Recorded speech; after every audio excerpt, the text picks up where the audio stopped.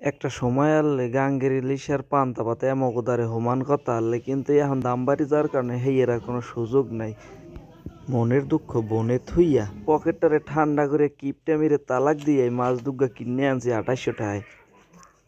এখন এই মাছ কাটাকাটি চলতে আছে, আমি লাগে একটু তাই শেয়ার করলাম। মাছটা কিন্তু সাইজ মোটামুটি ভালো। আরে মোর খোদা, মাছের মধ্যে দিয়ে আবার আন্ডা হয়েছে।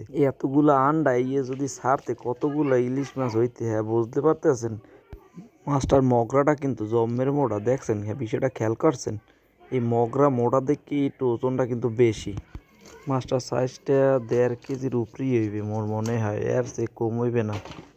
ছোট ছোট পিস হইল, এর চেয়ে বড় পিস কিন্তু হইল না। যেভাবে কাটতে আছে অমনিই কাটো। এই মাথার হরে গিয়ে কইলাম ছোট ছোট পিস করতে, অত বড় বড় ডাঙ্গর ডাঙ্গর পিস করা লাগে।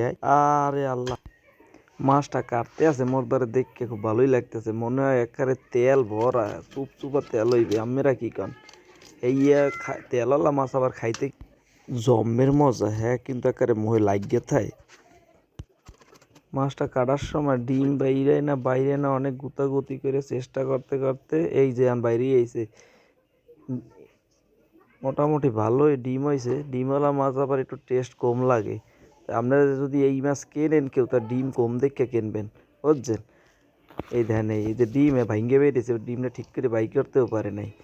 এখন মাছের ছোট ছোট পিস করা চলতে আছে। এই মাছের খালি ঘিরান খামো, বুঝছেন? এই যে মাছ যে দাম, ঘিরান খাওয়া ছাড়া কোনো উপায়ই নেই। শালুনের মধ্যে দিয়ে একসে জোল রানবে, ঘিরানেই শালুন খাওয়া হয়ে যাবে। এই দেখেন এই পিস, একটা পিস কত বড় দেখছেন? একবারে কতপুর মাছটা। যারা মোর মতো ইলিশ মাছ পছন্দ করেন তারা কিন্তু লাইক শেয়ার সাবস্ক্রাইব করে দেবেন অবশ্যই।